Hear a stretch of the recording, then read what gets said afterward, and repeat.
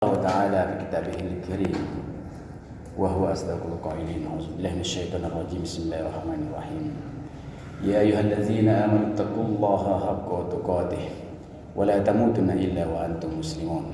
وقال أيضا يا أيها الذين آمنوا ادخلوا في السلم كافة ولا تتبعوا خطوات الشيطان إنه عدو مبين.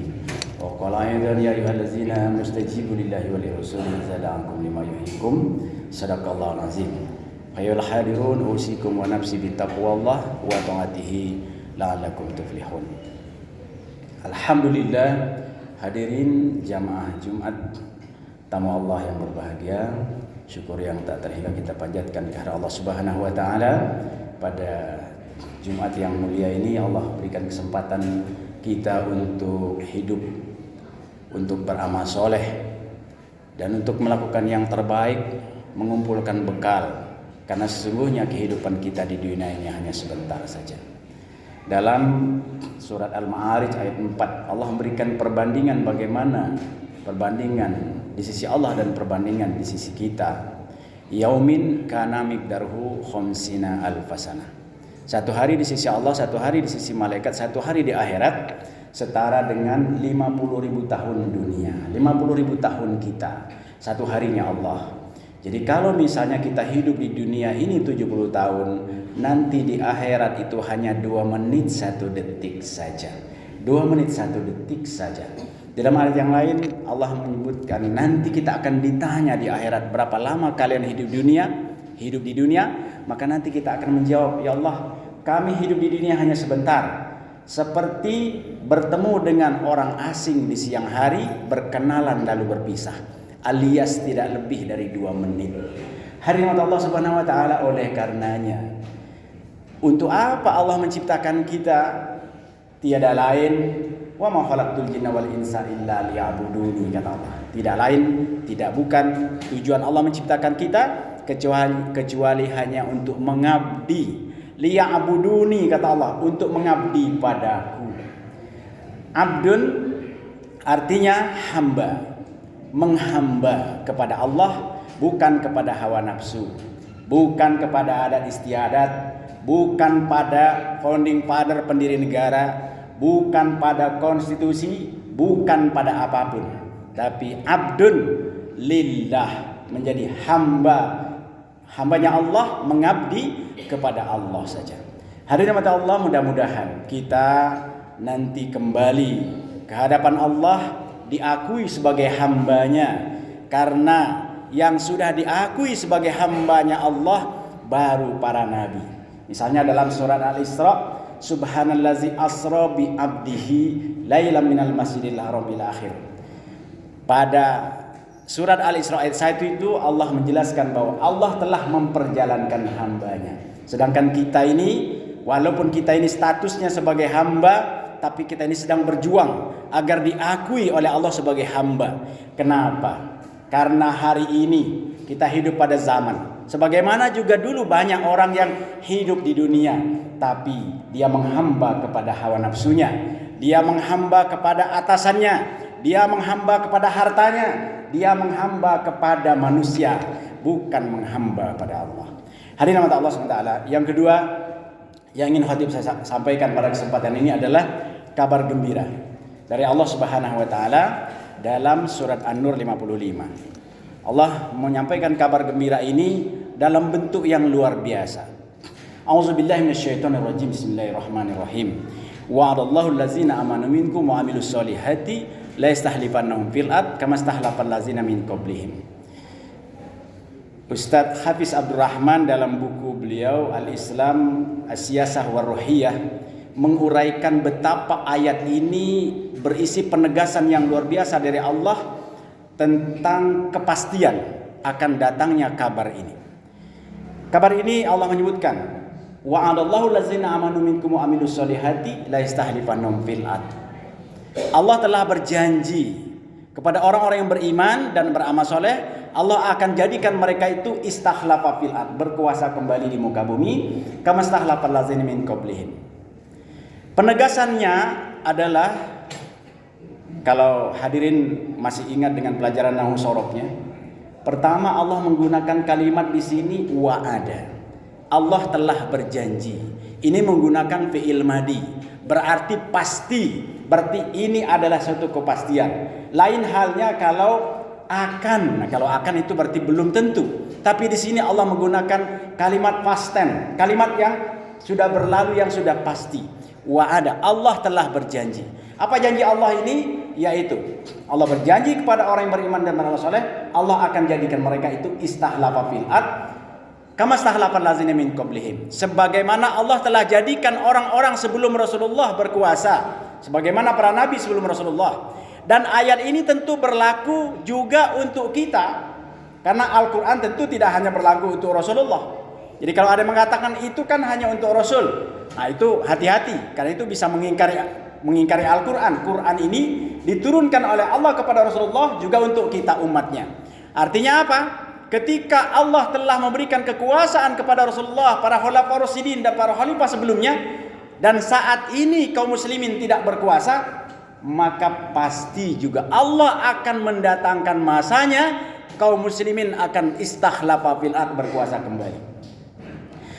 Nah, Allah menggunakan penegasan di sini, yaitu la yastakhlifanna. Lamnya itu pendek. Lam pendek artinya penegasan pasti, sesungguhnya. Diakhiri dengan nun taukid, nun yang juga merupakan nun taukid sakilah, penegasan. Jadi sampai di kalimat ini sudah 3 penegasan. Wa'ada, kemudian la yastakhlifanna.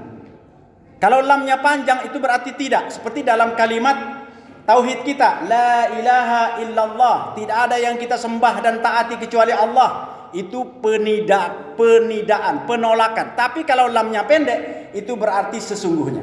Sebagaimana misalnya dalam surat Al-Asr, wal asri innal insana lafi husrin. Lamnya pendek. Sesungguhnya kata Allah, manusia itu berada dalam kerugian.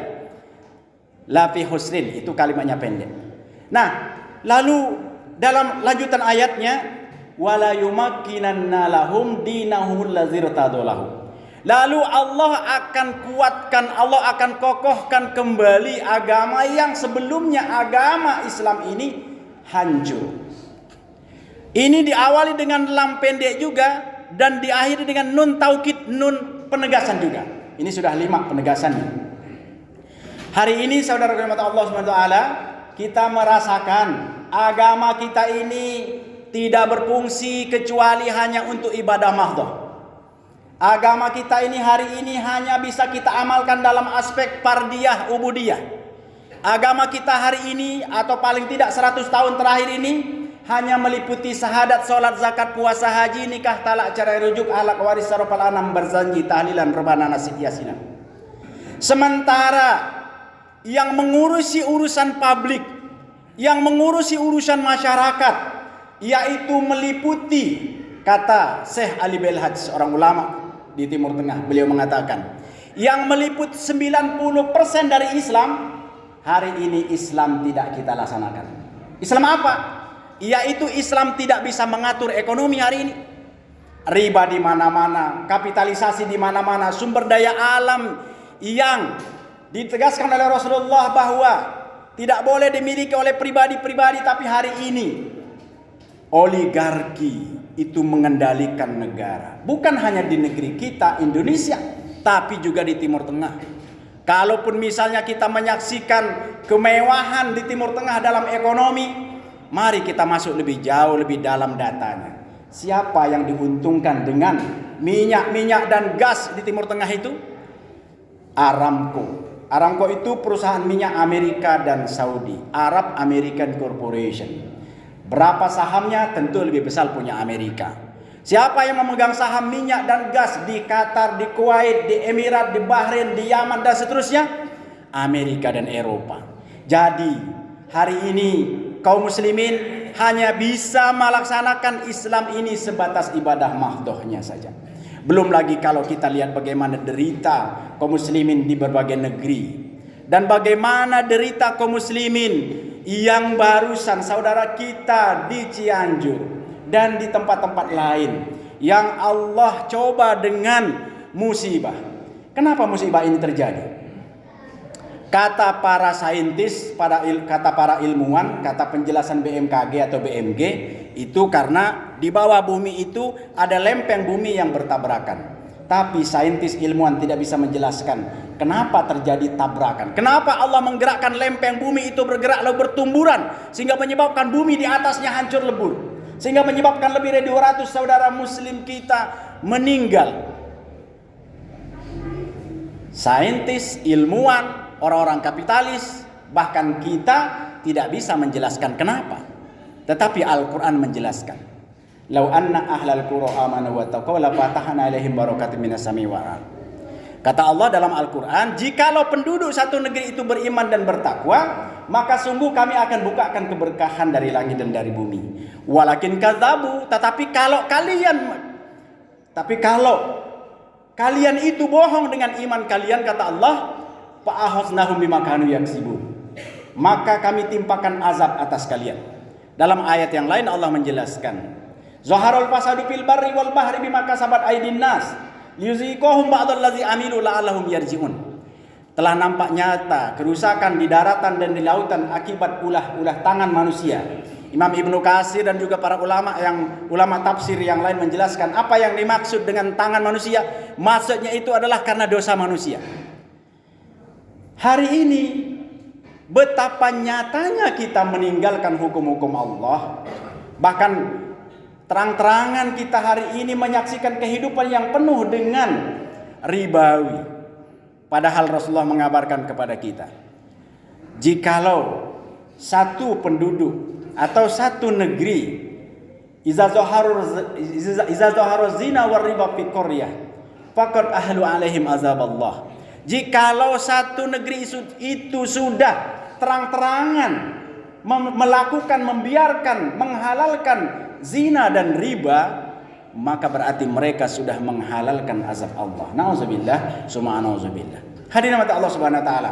Kalau kita bicara tentang bagaimana pelaksanaan Islam hari ini, Islam tidak bisa dilaksanakan. Bahkan kalau ada yang menyampaikan Islam itu harus mengatur kehidupan politik, kehidupan ekonomi, kehidupan budaya, kehidupan hukum, kehidupan peradilan, maka ceramah-ceramah khutbah seperti ini dianggap sebagai ceramah radikal, ceramah ini, ceramah itu, ceramah memecah belah. Padahal Allah menyuruh kita untuk berislam secara kafah. Udkhulu fi silmi kafah. Hadirin mata Allah SWT, maka Allah kabarkan dalam penegasan yang keempat dan kelima, wala yumakkinanna lahum dinahumul ladzir tadawahum wala yubaddilannahum min ba'di khaufihim amna. Penegasan yang keenam dan ketujuh, awalnya lam pendek, akhirnya nun taukid juga, nun dengan tasdid. Wala yubaddilannahum min ba'di khaufihim amna, kata Allah. Lalu Allah akan ganti keadaan yang sebelumnya mereka itu berada dalam ketakutan, maka mereka akan kembali menjadi aman sentosa. Hadirin mata Allah Subhanahu wa taala. Rasulullah sudah mengabarkan nanti di akhir zaman kalian akan memegang agama itu seperti memegang bara api. Hari ini kita berpegang teguh kepada Islam, bahkan rajin kita ibadah, bahkan kita rajin melakukan amar ma'ruf, nahi mungkar, kita mengingatkan orang agar berpegang teguh pada Islam. Kita bahkan dituduh macam-macam. Bahkan kita saksikan ulama-ulama asatis-asatis yang lurus, mereka ditangkap, dipenjara, diasingkan dan segala macamnya penindasan yang terjadi. Lalu Allah kabarkan dalam ayat ini, wala yubaddilannahum mim ba'di khaufihim amna.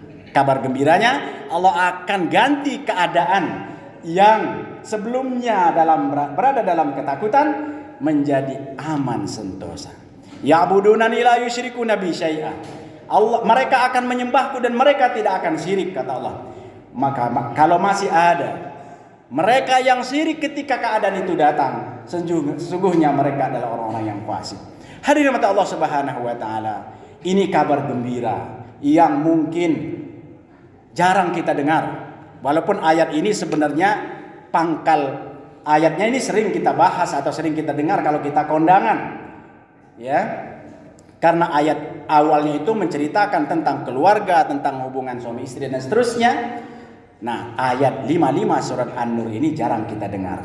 Oleh karenanya pada kesempatan ini khatib menyampaikan, mengingatkan juga diri khotib dan juga jemaah semuanya. Ini kabar gembira datangnya dari Allah dan ini pasti datang. Jadi kalau ada yang menolak, maka seperti kata seorang ustadz, mereka bisa saja merusak taman bunga, tapi mereka tidak bisa mencegah datangnya musim semi. Hadirin mata Allah Subhanahu wa taala, ini sungguh keadaan yang kita rindukan. Kehidupan yang islami. Apa itu kehidupan islami? Kehidupan islami yaitu kehidupan yang seluruh aspek hidup kita diatur dengan Islam. Yang hari ini menurut Syekh Ali Belhaj tadi, Islam kita ini entah itu di Timur Tengah atau itu di Asia Tenggara, itu hanya 10%. 90% dari Islam itu di mana? Ada pada penerapan aturan Allah dalam aspek publik, dalam aspek ekonominya, politiknya, budayanya, hukumnya, peradilannya, militernya, hubungan luar negerinya, pengaturan masyarakatnya. Hari ini kita termakan oleh teori, konsep, dan pemahaman yang diajarkan oleh penjajah. Dulu Snok Hogronje dengan teori sekularisme, memisahkan agama dari kehidupan, mencukupkan agama itu hanya sebatas ibadah mahdoh.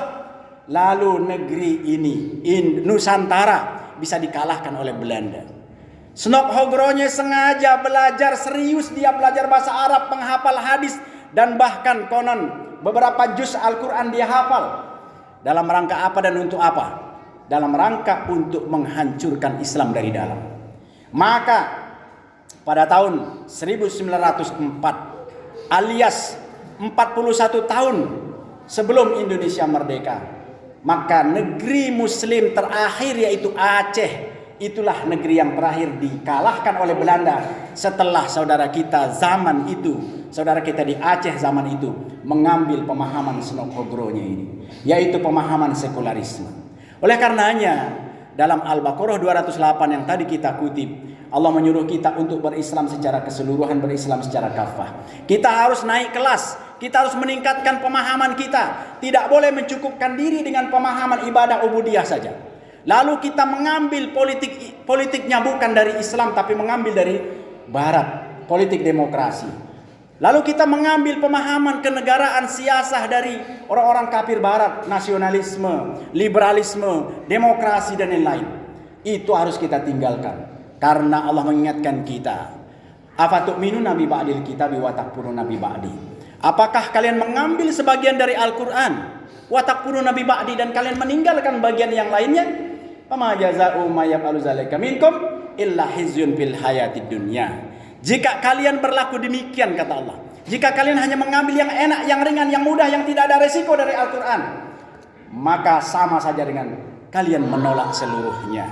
Nauzubillahi min dzalik. Dan yang kita takut adalah dalam surat Toha 124 sampai 126 Allah mengabarkan begini.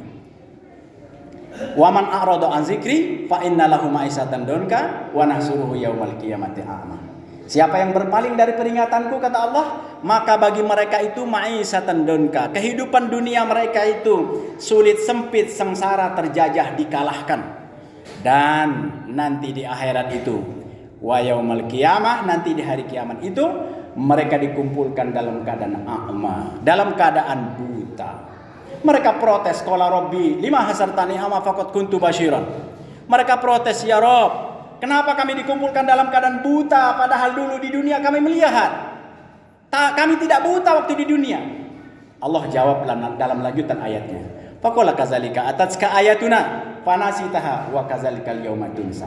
Kata Allah, telah datang ayat kami memberikan peringatan kepada kalian, tapi kalian tidak mau, boro-boro mau melihat Al-Quran, As-Sunnah sebagai peraturan kehidupan, sebagai pengaturan kehidupan. Kalian tidak mau, kata Allah. Maka wajar kalau pada hari ini kalian dibutakan. Hari ini Allah Subhanahu Wa Taala. Oleh karenanya, mumpung Allah berikan kesempatan hidup ini, marilah kita gunakan untuk menyempurnakan pemahaman kita tentang agama ini. Lalu jika sebagian kita paham bahwa Islam ini sempurna dan kita menginginkan diterapkan dalam kehidupan, maka insya Allah kehidupan sempurna itu akan kembali terwujud.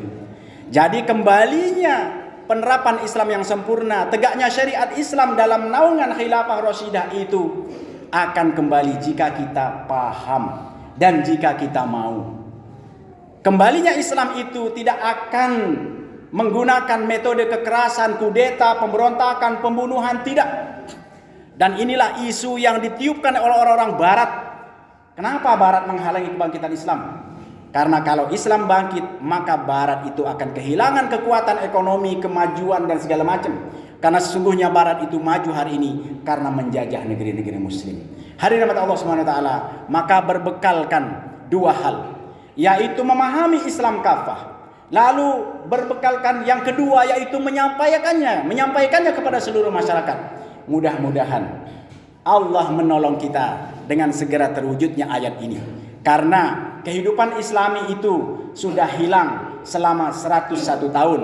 Terakhir ketika Khilafah Utsmaniyah dihapuskan oleh seorang Yahudi yang pura-pura masuk Islam, yaitu Mustafa Kemal laknatullah alaih. Mudah-mudahan di zaman kita Allah tolong kita dan umat ini dengan kembalinya janji Allah tadi, kembalinya kehidupan Islami dalam segala aspeknya. Mudah-mudahan kita diberikan kesempatan oleh Allah untuk hidup di zaman itu. Dan kalaupun tidak, marilah kita menyiapkan generasi setelah kita agar di tangan mereka kejayaan Islam, kemajuan Islam dan kesempurnaan Islam ini bisa diwujudkan, yang dengan itu memudahkan kita masuk surga di akhirat dan hidup dengan ketaatan di dunia. Amin ya rabbal alamin. Barakallahu li wa lakum fil Qur'anil azim wa nafa'ani wa iyyakum bima fihi minal ayati wa zikril hakim.